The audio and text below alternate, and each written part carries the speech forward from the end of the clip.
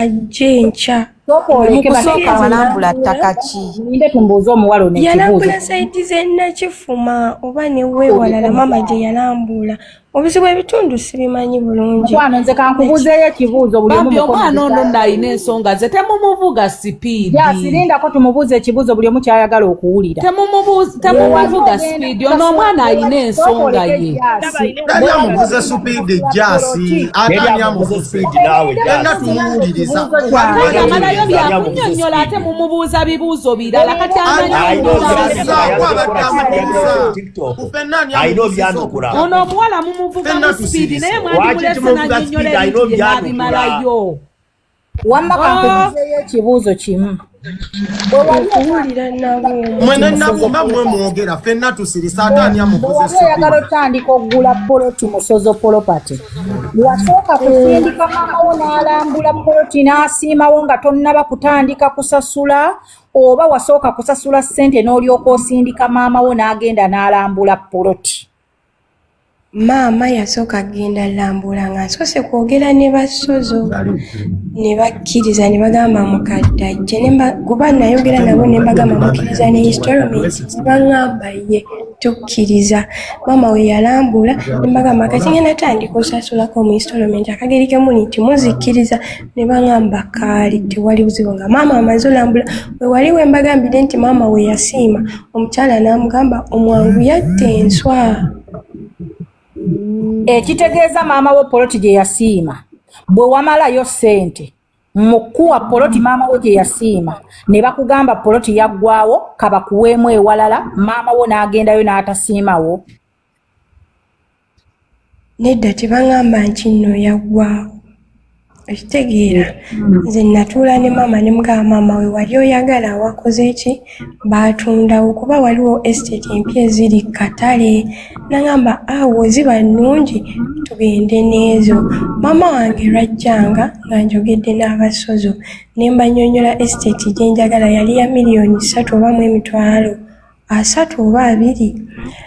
Maama wange yatuukawo ne njogera ne Swabula nagamba mbu oyina leeta kaki okuwa eyo estate cash ku mmeeza nga Swabula waŋŋamba bwe batyo. Ne mugamba naye ng'ate nayogedde ne bali ne baŋŋamba nsindika omuntu ajje. Aha, kaakati obuzibu buva ku bantu we wali oyagala wali omaze okusonda ssente nga ziweddeyo ne bakugamba nti wali baagala bantu balina kaashi. Ate nga ne date zenkwana kuba nakiwulidde ekintu kye yayogedde ndowooza kati tutegeeraganye. Jasi ky'ekintu kye yayogedde nti Kadaama bw'osasula ssente mu mpolampola waliwo ewantu we baba baagala ssente kaashi nga ne bw'oba wasasula mu installment nga tebasobola kuwaawo. Anti olwedde Nabuuma we yasiima olwedde baali baatunzeewo nga nawo tewali. We yasiima yali ono talina poloti kakati mulindeeko lindako nnyabo muwala wa Nuupu njagala kubuuza Sozo ye wayogerako naye yagamba ki? Ali mu mute. Mbadde njagala mubuuza ye we yayogerako ne Sozo yamugamba ki? Kuba nina bye njagala tuzeeko Sozo wayogera naye ye yagamba ki? Swabula njogedde naye ne mukubira ne wabaawo byampa. Kuba muganda we ye yagambye mbu Sozo ya blockinga bu blockinzi mukazi teyayogera naye si we yagambye mu kusooka. Olaba just yayogedde. Nze nagende wabajasi nga njagala ettaka mu Elite Properties. Bwe natuukawo nga nali njagala nze $3,000,000 nga njagala plot 3. Kati we natuukawo nga nyinawo $6,000,000 nga endala ndeete kibanja mpola. Kati laba bwe basooka okundambuza awantu awalungi ennyo nga wali kukubo direct. Alama leeta kalule wa Sozo uno wansi. Lindako nina we njagala okujja ono kamuddiremu. Ye ngenda kukola ntya. Oli muganda wa gundi ono muganda wono omuwala yagambye nti ono omuwala yayogera ne Sozo nga Sozo tamuddamu. Mbu namulumba ne ku live Sozo na blocking omuwala oyo. We njagala kakati Shamu damo wereze request nkuzeeko. Nsooke nteekeko no Shamu damo wereze request nkuzeeko. Leta kalule. Ono kamuddiremu. Lindako nina we njagala olaga Sozo nayigaga. Ono muganda we yayogerako ne Sozo. Shiri we batye. so mukawala abadde tayogera na Sozo ng'ayogera ne baneena abakola mu Sozo kiwulira.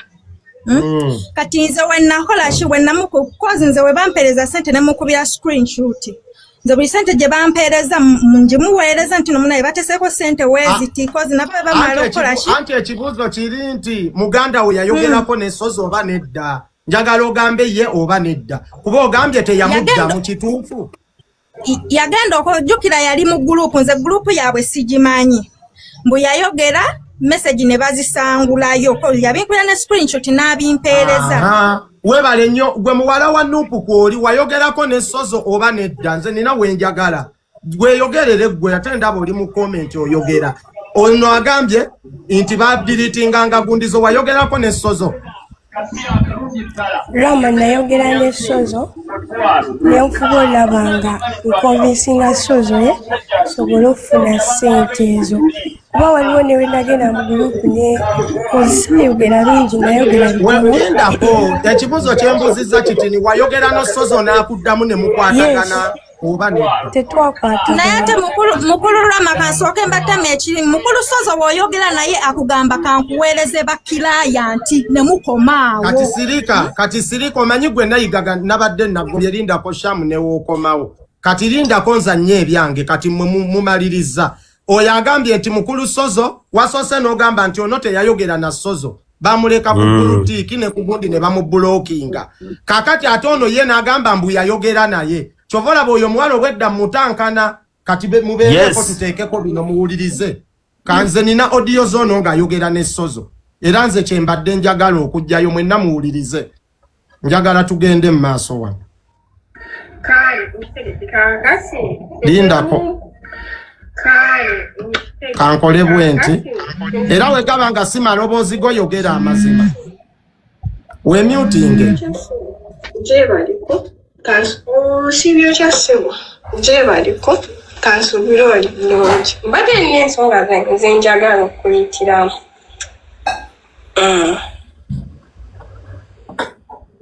nyabo nsibye bulungi nyabo wasibye otya nyabo osobola kompitiramu wano kakati nze mbadde mbuza ema mbadde nsasula mu installment nebya Sozo mbireeta kansooke bino omuntu gwe mbadde ngulira poloti yekyanze nagamba tabyagala sente zo temusobola zinziriza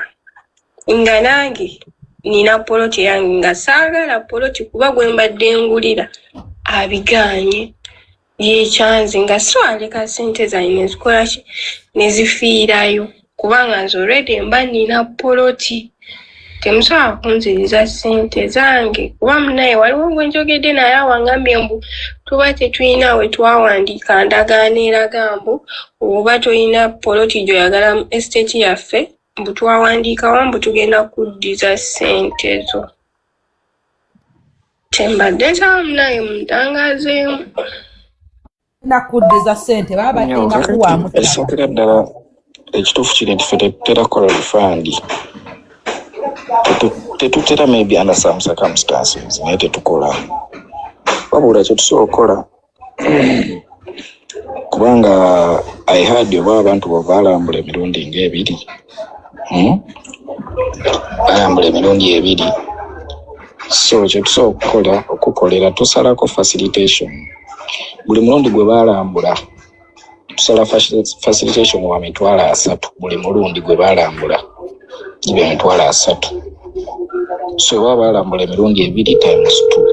2 then tukolera payment plan sente tuba tukena abo bakozi ne Sozo ngenda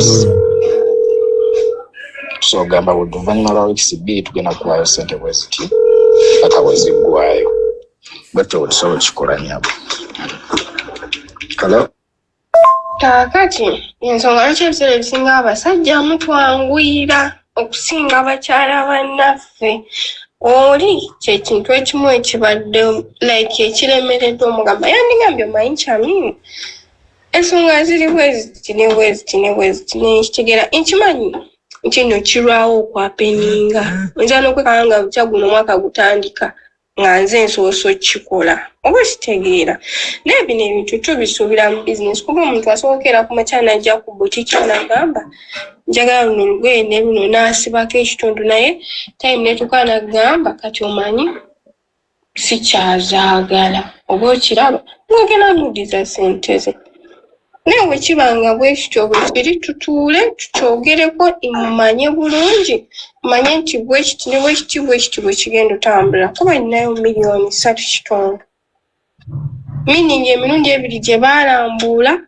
gy'emitwalo 6 tukyogereko ng'abantu abakulu bakiraba naye asoose kuŋŋamba tetusobola kuwa ssente ezo kati ebyeddala olaba abakazi ebiseera ebisinga batukaluubiriza nnyo yensonga lwaki abakazi n'abakazi tetutera kukwatagana ebivaamu kuba kuyomba oba ng'ekintu kibadde kyangu nga gwe wonnyinyonnyodde era mbadde nsaba waba mu ku lusozi waali tukyogereko tulabe bwe tuvaamu kyangu kale nkitegedde kaakati nze mumpa olunaku mugambe nti olunaku bwe luti oyo omuntu ajje empapula muziprocessing akole payment plan byonna bitambule tumanye bwe bigenda otambula nze just kati mwe muba mumpa olunaku mugambe nti omuntu oyo ajje olunaku bwe luti ajje ku mande n'ebipapula ebyo byonna then lwanajja ku mande lwajja ojja communicatinga nange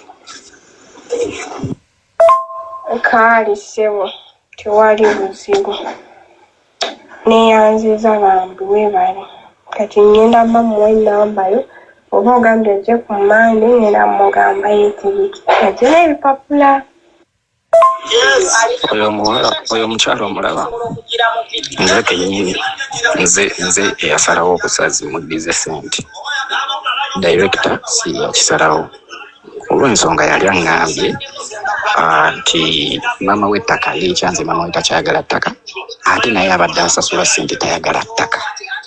kati oba ogenda kukola otya tosobola kugamba nti ffe ssente katuzisigaze ate kati awo obanga amubbye Luganda akitegeera tayagala ttaka ne gwabadde akulira tayagala era oba olina kumuddiza ssente ne mugamba tugenda kukola ki payment plan okumuwa payment plan n'entandika okukola ki okumusasula kitegeera naye omuntu olw'okuba ffe twasobola omugumiikiriza eri ebbanga eddene asasula mpola mpola tetumubanja tetumussa ku pressure naye ate ffe tasobola kututegeera nti wemba nakugamba era nakimugamba ne mu audio nti wemba nakugamba ngenda kuwanga emitwalo 5 naye nonsanga ng'olunaku terutambudde bulungi nenkuwa 3 genda n'ezo then olulala ssente zijja kweyongeramuko kuba naffe ssente tunoonya naye yandeeteranga 2 nga ngakwata naye ate nze wemba ndi kumuddiza muwaayo 3, 4, 5 ate andaga nti kyenkola tekiriyo so abantu abo bazibu naddala bakadama madamu gyebaleko madamu Zaina kaakati giba zitera kubeera mitwalo 5 naye oluusi waliwo ebintu naffe oluusi omuntu wajja nga olunaku tekutambudde bulungi so netwogerezeganya netulaba akasente ketuba tufunayo ku olwo naye nga zitera kuba mitwalo 5. kati nawane eno bagenda kumpeereza ebirala kaakati oyo conversation ey'abakozi ono Rama mukuwaayo mukumuwa emitwalo 3 nga bateesa 5 dindako ono mukumuwa emitwalo 3 nga bateesa 5 ndowooza oba kyekyamutabula kuba zino audio zonna ziri forwarded ziragaza ddaza ezo conversation ze baayogeranga okujjako eddoboozi erimu ono omwami lyannyonnyodde wangi Rama mbadde sabula kwali maye sabula omulete atuuleko ku gundi sabula wuno kwali mutaddeko wuuno sabula yogera wuuno kamuteekeyo nange musiibye mutya mwenna mbabuuzaako tuli bulungi ogamba otya gyendi kaakati mwami Rama ensonga z'omukyalo oyo nze nagenda oziyingiramu ng'olwedde yatandika dde okukola payments dda because nze nina departments ez'enjawulo zenkolamu, nina cashiering department ennaku zenkolamu, nina n'ennaku zenkola mu sales za njawulo. So we nayingirira mu nsonga z'omuwala oyo olunaku lwe yasindika maama we okujja okulonda ettaka. But before nga tannasindika maama we, ayina mukwano gwe yasindika yali oba aveeyo oba wa naye nga eyo mu bifo gye balinnye ebidi eri side eyo. Ng'amusindise kujja still kulaba ttaka ndoza bakole clearance. Okitegeera? Era omuwala oyo mukwano gwe yasindika we yakuba essimu nze yagikwata because fe tuyina gundi call center ye because it's a big company tukwasaganya abantu bangi omuntu omutasobola kwata simu so osobola okuba n'enkukwata osobola okuba any person nakwata naye call nze yakwata omuwala gwe yasindika. When nakwata omuwala gwe yasindika omuwala n'angamba bansindise nzije ndaba ettaka liri Kayunga. Okitegeera liri Kayunga nzije ndabe nkoliko ne payment naye nga mukwano gwe. Kati omuwala yali oyo mukazi lindako katini nyabo komawo weereza request ona atandise okwogera n'odduka ate ng'obwedda kwalinga oyogera jangu tetwagala mugambe ekitukuzabuza komawo mukomyewo nalabyo bakye yakoze okwa Sozo n'adduka nejo yabadde adduka ewa Sodo nga bw'avaako lwaki bano ebaba boogera ate avaako ate ng'obwedda ayogera nga kwebali genda mu maaso kati sinavaako omuwala oyo olunaku yena akawunti yanti ndabye gundi ekka genda mu maaso. Omuwala yagenda okutuuka yatuuka regulo kuba yava wala yatuuka regulo ng'abantu be twasindise okulambula baavuddeyo dda ne tutwala obuvunaanyizibwa. Jjukira twabalambuza dda ate n'ekirala kye njagala okuclarifyinga Rama ba client bano kye batayogera mazima. Client ajja n'omulambuza for the first time kuba ffe tulambuza estates ez'enjawulo. Omuntu n'asiima waasiimye n'agamba wano wenjagala wensiimye. Mutuuka ku ofiisi okusasula n'agamba nabadde ntambuddemu n'emitwalo 10 oba 15. Rama tosobola kuŋŋamba nti ettaka ery'emiliyoni 3 oba 2 oba kyogenda disibako emitwalo 15. Dibeere oli kulinda paka wona alimalayo ng'olisasulako mpole ekyo nakyo njagala nkiclarifying abantu bakitegere. This is business. Kati alinza obba omulundi ogwasooka we yalambula yateekayo deposit ntono eteekwata ttaka ate ffe etteeka lyaffe ku kampani tokkirizibwa kwekwata ttaka nga tonna clearing ekyo buli omu tukimugamba. So eyo sijja gendayo kuba saliyo ng'atandika osasula ntandikira we nalinze we nayingiriramu. Omuwala oyo we yatuuka e Kayunga sinsi yali ava wala ne tusindika emmotoka okuva ku kampani n'egenda n'emupiikinga e Kayunga n'emutwala ku estate ze yali ayagala okulaba eri ziri Kayunga era nga bwe yayogedde jjo nti nali njagala ku Kayunga Road ne mbagamba banfunire ettaka ku Kayunga Road ne tumutwala twalina estate gye twakagulawo bagiyita Wampologoma mpya ne tumutwalayo era we twatwalayo mukwano gwe n'akwata emitwalo 7 n'agiwa agenti waffe gwe twasindika omulambuza n'agamba baŋŋambye nzireete nzibawe muzongereze ku deposit bo bajja londa nga baclearings bwe banaaba baagala era bwe kyakolebwa. Then the next day oba wayitawo ennaku 2 oba 3 maama we kwe kusindika maama we n'ajja ku office kwolwo nze yali akoze mu office ekwasaganya ebya cashiering. Mama we nampa receipts nenkebera mu system kuba byonna biba mu system. Ebbanga lye basasulidde bikinaŋŋamba bansindise ndabe ettaka nonde ettaka. Kati by then estate yaliwo yeyeekiyuya gy'agamba twali twakagiggulawo naye nga tukwata cash 5 ku 10 miliyoni 3 n'emitwalo 3. Omuwala gwe mulundi gwange gwasooka okwogera naye ku ssimu ne munnyonnyola ne mugamba ekituufu kiri nti estate gy'oyagala tukuweeko tukwata cash naye ngenda kuwa ku estate ye Nakifuma. Tukira saawa zino ejjo okuva gyagamba mbu twabadde tubatwala wala gye bataagala. Ne imagine nkuwadde ku estate ye Nakifuma ogamba yagala ya Kayunga. Okitegeera? Ne nkunnyonnyola ne nkugamba nti estate ye Kayunga saawa eyo eyaliwo gye wali oyagalako because ozosasula mpola twali tugikwata cash nga jasobedda waayogera. Okitegeera nti mubamu estate ze tuggulawo nga tukwata cash nga togenda very nti nasasula kuva 2020 what ojje buzitukuwa ettaka asobula kankusala ekirimi banaye munzikirize enjogere maleyo nasirise ng'oyogera okitegeera so maama we yajja nenjogera nawe ku simu nenkunyonyola nenkugamba maama katumutwale ku estate y'Ennakifuma nnungi agenda kugisiima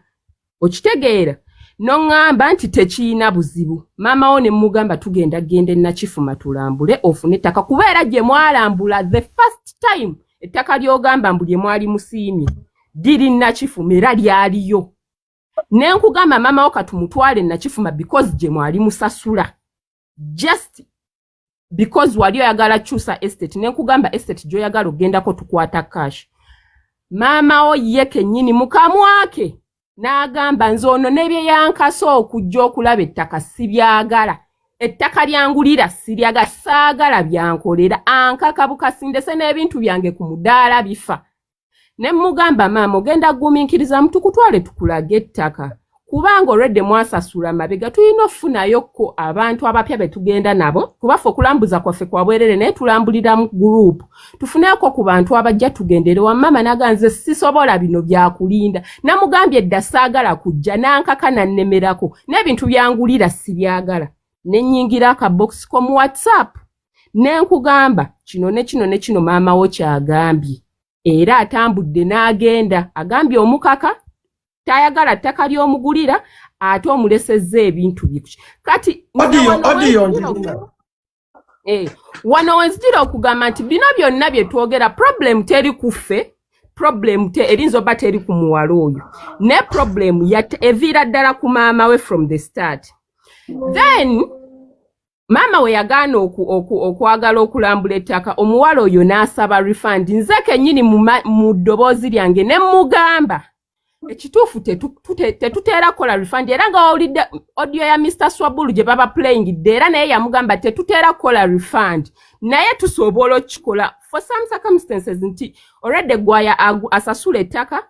si gwalyagala gwoligulira talyagala so tusobola okukola payment plan obutagamba nti tukubbye ssente zo tuzikuddize muki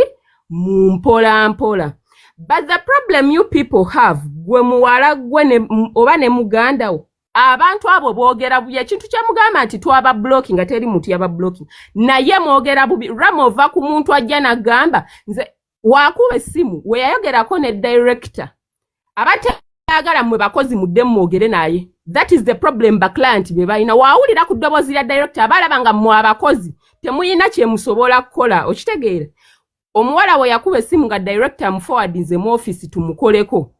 we namukwata naŋŋamba nze saagala kwogera nammwe siina budde bwammwe njagala kimu ssente zange bw'atyo era nga mwe wamulidde akamanyiiro ke yakoze jjo ku director nti sozo tompogganira simanyanga oli muntu mukulu toyina mpisa kyekisooka oyagala buyambi naye toyina mpisa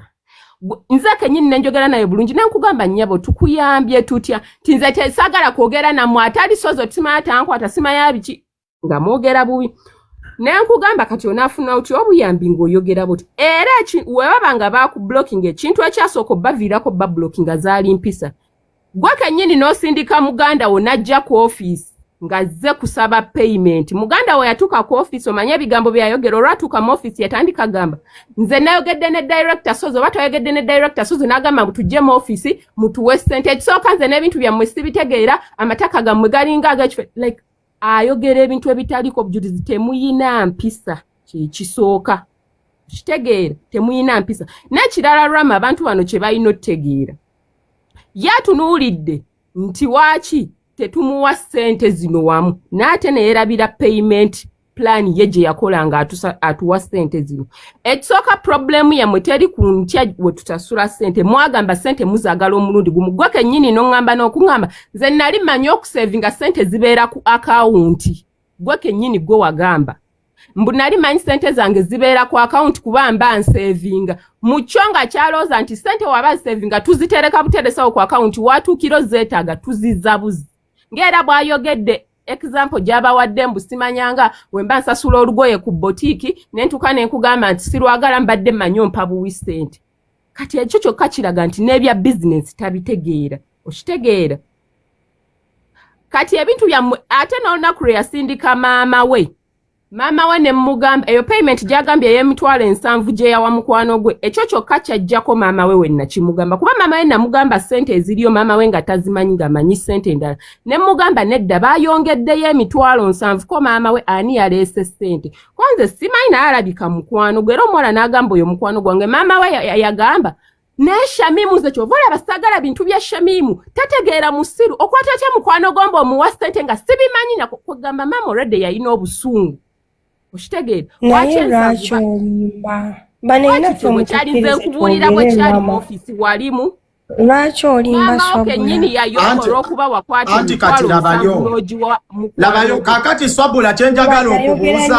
ndako muwala wa Musa nina kyenjagala okubuuza Swabula obutakkaanya bwavuddewa ono okutuuka okujja mu mawulire ono bwavuddewo obutakkaanya we bwavudde kubanga ye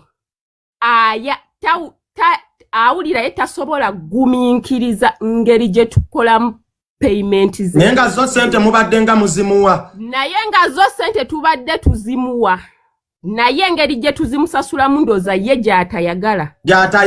ayagala lumu wewe obutakkaanya bwaviridde kati ate mu mbeera okuba nti payment plan engeri gye tugikolamu gy'atayagala boogera bubi ono oba ye sister ono abadde ku live oba ye omutuufu bali arrogant nnyo nga gye nkikomezza arrogant waaba akuba essimu ngasaba sente mutusindikire ssente zaffe twabawo ssente zaffe muli baye mutusindikire ffe be bayita abayaaye ffe abasalawo nti tubaddize ssente okitegeera ate ng'era mubadde muzibawa kati ate obubbi bugira wange ono babadde bamuwaako kakati muwala wa Musa oba muwala wani mulina kwatagana na bano mu bulungi na bano balina ensonga yaabwe Rama munzikiriza njogere nange yogera teri amugana kwogera kati olaba Rama ebimu Swabula byayogera ate mamugambo Swabula olaba Rama teri muntu agenda va bubi mu bbanga ayogere arrogant naawe nga gwoyogedde otya naye Rama nsobola okujja n'enkubikulire bwali akamwanga oyogedde bulungi nange enzija gy'oggyeemu n'omuntu yenzija anti kati eyo saagala tudde mu byamabega nti ono yali ayogera bubi tujja landaga ekyaleetera abawala abo okwogera bubi ekyaleetera abawala obo okwogera bubi because ffe tetwakerako ku makya ne twogera nawe ffe kasita tukkanya nti tugenda kuddiza ssente ne mu mateeka omuntu kasita aba nga teyeeganye kuddiza ssente anti kati Swabula nze mbadde njagala mbuuza ono muwala igwe kyava ku kiggwe okujja mu mawulire okuteeka baneeno nti nno ABCD kyava ku kiggwe kenjagala kyava ku kiggwe ensonga we yava waawano njogedde nabo tebanziramu bamblockinga bwe nayogera ne mwami Sozo yaŋŋamba ensonga zo mbadde sizimanyi kyenva mugamba mukama wange era yo audio webajja eri bagikuwa ogiwulirize mugamba mbadde nkusabawo wennyini woba okola ki woba onnyambira ne muterako audio eyo teyaddamu yagiwuliriza n'agirekawo nembako ne audio endala ze nateekayo muwala kyenkubuuza naye nga zo ssente babadde bazikuwa babadde bazimpa mu bitundu nga yetuddayo banja ng'oli atugamba ze siri banka mulinde kati omuntu ayogera bw'atyo nga tuzeemu bulungi Rama oba onsuubira kwogera kinemugana naye twakwenda anti kati wuliriza Swabula ensonga yetegeerekeka naye banano baba bagambye gumiikiriza muveni gumiikiriza kimaze ebbanga kinga tebakuwa ssente Rama kansooke nkuzeeyo emabega olaba ennaku z'omwezi nga 3 oba twali mu gwa 6 bampa emitwalo 3 nenjogera n'oyo omuvubuka ne mugamba endala 2 ogenda gampa ddi nagamba mpaamu ennaku 2-3 ngenda kuwa 2 olunaku ne lutuuka ne ngenda ne mmanja oyo Gayi ssente ne tumukubira amasimu Gayi nga takwata naye Rama yomba mwakoze nga mwateeseganyiza n'omuntu lwaki tokwata ssimu n'omugamba munaye kyembuuza last deposit ya bbanga ki ssente ze basembayo kuwa zimaze ebbanga ki zimaze ebbanga ki ze basembayo ku kugenda yitako weeks ndowooza 2 ssente yazifuna lwakusatu luwedde ati awo n'omuwala si mugumiikiriza kitegeeza toli mugumiikiriza ate naye wawaayo mu mpola Ati nawayo mu mpola lavu mase. Nawe gumiikirizaamu kubeera bakusinga bakerete wabadde wayiseewo emyezi ebiri naye nenjogera na wiikisi kitegeeza si mubbi kuba abadde akuwa omuntu yakwasibwadde omulese ku TikTok bantu mwe mwagala ki nga gwe wamuwako n'emitwalo omubbi mukwano lwaki mukwata ennaku ya famire yamwe ne mugireeta kubalala mujjambulamu abantu olaba muwala oli mutuufu tonnamuyita tonnamuyitako mubbi naye ate oli gwe wagambye yeyayonoonyeogamba kale muwulire n'obusungu kwe bava omuwala oyo kye yakola before nga tannajja ku TikTok. Tulina group y'aba clients mwe tulambuliza abantu bano abali ebweru n'abantu abali ku ground nga tebasobola tuka kulambula nga tebalina budde naye nga basobola okugulira online tugirina. Omuwala oyo nga tannagenda ku TikTok yagenda n'aweereza omu ku bakasitoma oba kasitoma oba kalaba bali mu group n'amusindikira audio ng'amugamba nti ffe abasozo property twatwala ssente ze ne tumumma ettaka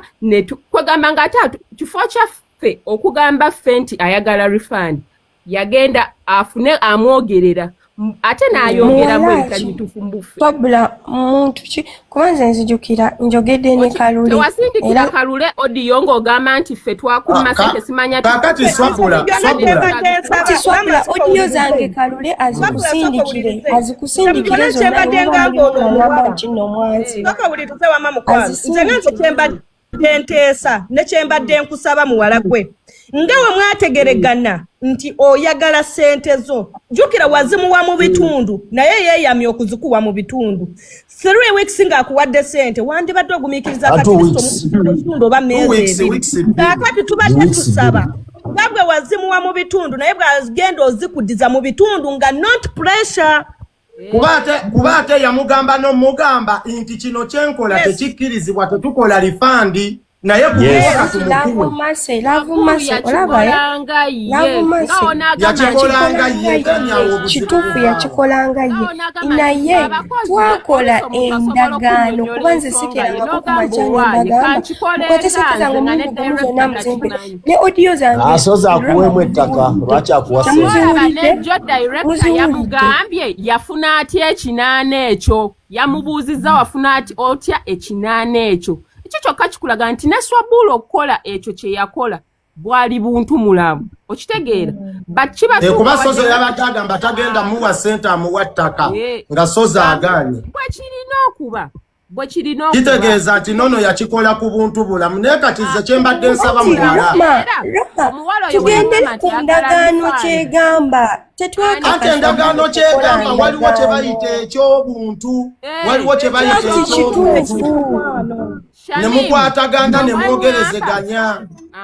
Shami mwe wangamba nti oyagala refund naye nkugamba refund erinza obutasoboka naye kanjogereko ne bakama bange tulabe kye boogera wanzirira tewandika ku bulutiki wulira tewandika ku bulutiki kuba sebo audio nzina lwakuba ziri mu simu eri ku company naye nkugamba anti nange page yo njirina kuba tewanzirira nali mu inbox yo yennyini Swabula wangamba nti oyagala refund Swabula lindako abagamba nti ono omuwala bamuwe ssente ze sente babadde bazimuwa naye ekintu kirimu kale obutakwatagana omuwala tagumiikiriza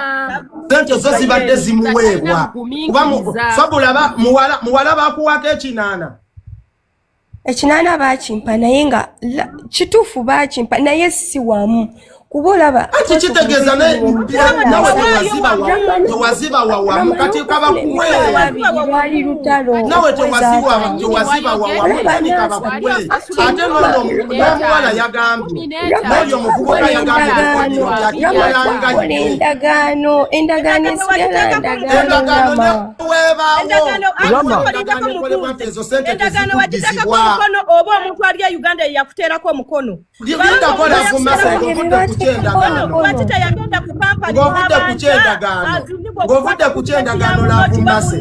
n'oli okumuddiza ssente azimuwa nti si tteeka then yakola kya buntu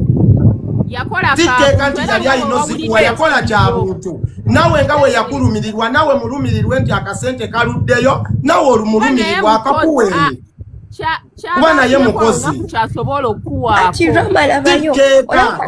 Njogerayo oyo omuvubuka nga tumubanja sente zaffe ye ayogera akudala n'omubuuza endala ogenda zimpali n'agamba I'll let you know. Okitegera n'omubuuza nti luwe. Sabula nina kyenjagala okubuuza. Sabula nina kyenjagala okubuuza. Omuwala ono ng'awaayo sente mwamugambako nti ezo sente zimuddizibwa. Zawaddeyo mu installments. Ne ku receipt yaffe tekiriiko. Yali asasula maama we. Mulindeeko mmalirize. Ku receipt wakubako nti ezo sente tezikuddizibwa. Bano abantu bo ne bakola obuntu bulamu ne bagamba nti sente bazikuwe. We baba nga bafunyeemu obuzibuzibu mu sente nga bakuwadde 3 nga mwakola endagaano. Inti balina kuwa 5 ne batatuukiriza ndagaano nabo bamenye etteeka lya kampani okuddiza sente kye bayita obuntu bulamu nti we baba nga bakwata sente ne bazikuwa bakola kya buntu bulamu nawe kola ekyo obuntu bulamu bagumiikirize bakuwe sente kuba tebaganye zikuwa we baba nga bakuwa 3 nga 2 tebagakuweereddeewo gumiikiriza nga nabo we bamenye etteeka era nga we bamenye etteeka ly'endagaano nabo bamenye etteeka nti sente tezikuddizibwa balizikuwa then bagumiikirize oba gumiikiriza bagumiikiriza nizo basigumiikiriza banga ddene nga bagambye sina bugumiikiriza ne Rama tutuula ne twogera n'oyo omusajja n'omugamba balansi asigadde ogenda mu mpadi n'agamba nja kutegeezaako nga bazimpadde yagamba ne sister wange mbuye mukozi bukozi obukera ku makya ne bagamba bawe ng'obawe baba tebakugambye tobawa okiraba ate kyemmanyi muwala ekintu ekyo ekya weeks 2 ekyajjawo mwamala funa butakkanya sente ezo kwekulwawo but otherwise singa wayitawo lunaku 2 bandibadde bakyakuwa sente nezo weeks 2 okuwera mwamala funa butakkanya nene weeks 2 sinene abantu tubangiza ddala ne bakumira ddala oli nakusasula mu mwaka nakuwayo emitwalo ng'omubanja zemmanja ku sikozo obusente butono nnyo ku sikozo sente zemmanja Lwaki ogamba weeks 2 nga wakafuna sente olwokusatu oluwedde? Ng'ennaku z'omwezi mmeka? Wakafuna sente olwokusatu oluwedde. Yogera ennaku z'omwezi mmeka? Kituufu olwokusatu oluwedde ennaku z'omwezi mmeka? Leero tuli mu wiiki yakumeka? Ozimanyi ennaku z'omwezi? Muzogere kuba sente zibazawamu ng'ennaku z'omwezi mmeka? Ng'ennaku z'omwezi mmeka? Kakati kyembadde nsaba muwala ebyo byonna kuba erinnya lya Sozo lyayonoonese byagenze maaso nze Sozo omumanyi ng'omuntu mulamu osobola okugumiikiriza Sozo kuwa sente zo oba tosobola kugumiikiriza? Nsobola okugumiikiriza singa tuba tugoberedde amateeka nawaŋŋamba nti nkuwaddeko 3 mu nnaku 2-3 ngenda kukuwa 2 tewali Rama kati singa ayagala nziremu mubuuze singa Sozo abakuwa ettaka okkiriza ettaka eryo batolyagala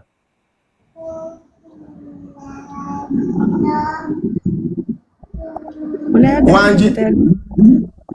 nedda mbuuza singa abakuwata okkiriza ettaka oba tolyagala ebyogerwa bye bingi sobola kukkiriza saa zino ttaka lya Sozo ekisooka bo baagala bansiimire so sinze wenneesiimidde anti baba batwalayo abantu kakasanga neryennyini lye mwasiima gyeriri lye nali nkuwa gwe kennyini wasoose n'okyusa story n'ogamba mbu twali tubatwala wala kyokka nga gye wali oyagala wala ne we nali nkuwa nakifuma Achanti wali nekirala singa Sozo akwata sente nazikuwa wangi ndako mubuuze singa Sozo akwata sente nazikuwa ng'olina nteekateeka ki ku linnya lyo olwedde lye mwakubye eryafudde awo nawo njavaayo neetonderensi weetonderensi tuliko abantu 10 omanyi ki nti baana aba 10 enkeera nga weetonda kuba tannagaana kuwa sente